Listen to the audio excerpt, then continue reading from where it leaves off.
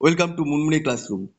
প্রথম কোশ্চেনে দেখো, জলীয় দ্রবণে কোনটির আয়নীয় সচলতা সর্বোচ্চ?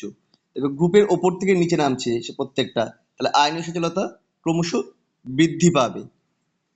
অপশন ডি হবে, কারণ হাইড্রেশনের জন্য এটার হাইড্রেশন সব থেকে বেশি আর এটার হাইড্রেশন সব থেকে কম, সেই কারণে নিচেরটা ডি এর অর্থাৎ আরবি প্লাসে আয়নীয় সচলতা সর্বোচ্চ হবে।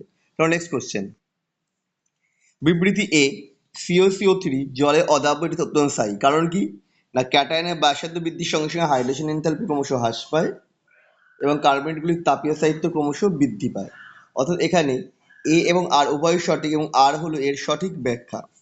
চলো নেক্সট কোশ্চেন। পরের কোশ্চেন, হাইড্রোজেনযুক্ত যৌগগুলোর মধ্যে সবচেয়ে কম সুস্থির হচ্ছে BeH2 হচ্ছে সবথেকে কম সুস্থির। H3BO3 জলীয় দ্রবণের প্রকৃতি কেমন হবে? H3BO3 হচ্ছে বোরিক অ্যাসিড, তাহলে এটা জলীয় দ্রবণের প্রকৃতি কেমন হবে? আম্লিক হবে।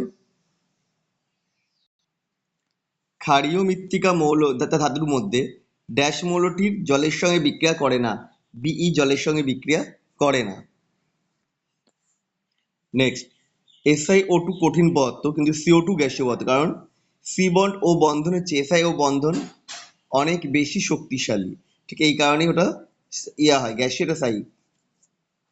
তাহলে এটা যাবে এবং আর উভয় সঠিক এবং আর হলো এর সঠিক ব্যাখ্যা।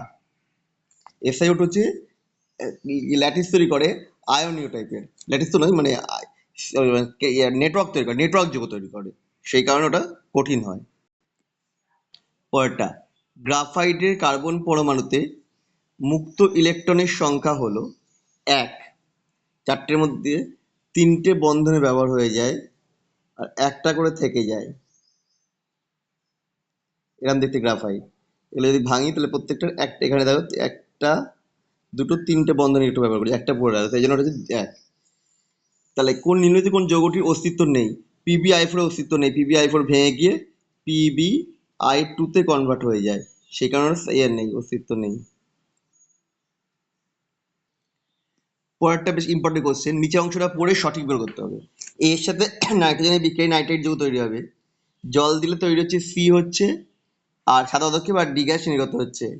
আবার যেটা তৈরি হচ্ছে সাদা পদক্ষেপ, সিটা NO দাব্য, ডিটা HCl এর সঙ্গে বিক্রিয়ায় সাদা তৈরি হচ্ছে, ডি হচ্ছে এখানে ডি হচ্ছে NH3 অ্যামোনিয়া, আর এ হচ্ছে এ যোগ হচ্ছে অ্যালুমিনিয়াম Al, এর সাথে যোগ হচ্ছে বি যোগ হচ্ছে অ্যালুমিনিয়াম নাইট্রাইড Al2N3, আর এর সাথে তৈরি হচ্ছে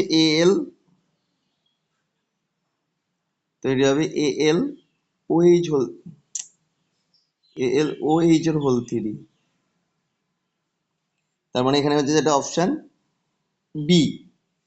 চলো পরের কোশ্চেন দেখো, বি থেকে এল এ আয়নীভবন এনথালপি হ্রাসের মান এল থেকে গ্যালিয়ামে আয়নীভবন এনথালপি বৃদ্ধির মানের চেয়ে বেশি। মানে বোরন থেকে অ্যালুমিনিয়ামে প্রথম আয়নিক এনথালপি হ্রাসের মান যা হয়েছে, অ্যালুমিনিয়াম থেকে গ্যালিয়ামে আয়নীভবন বৃদ্ধির মানের চেয়ে বেশি হয়েছে। কারণ কি বলেছে? জি এর দ্বিকক্ষক সম্পূর্ণরূপে ভর্তি থাকে, এটাই কারণ। বিবৃতি 1 এবং বিবৃতি 2 উভয়ই সত্য, এটাও ঠিক এটাও ঠিক। পরের কোশ্চেন দেখো, নিম্নলিখিত যৌগের মধ্যে অজৈব গ্রাফাইট হিসেবে পরিচিত কোনটা? বিএন। আসলে বিএন হোল 3টা অজৈব গ্রাফাইট হিসেবে পরিচিত, কারণ এর আকৃতি অনেকটা বেঞ্জিনের মধ্যে গ্রাফাইটের মতোই দেখতে হয়, সেই কারণে বিএন হচ্ছে অজৈব গ্রাফাইট। আমাদের ভিডিওতে কেমন লাগলো কমেন্ট করে জানিও, আবার দেখা হবে নেক্সট ভিডিওতে।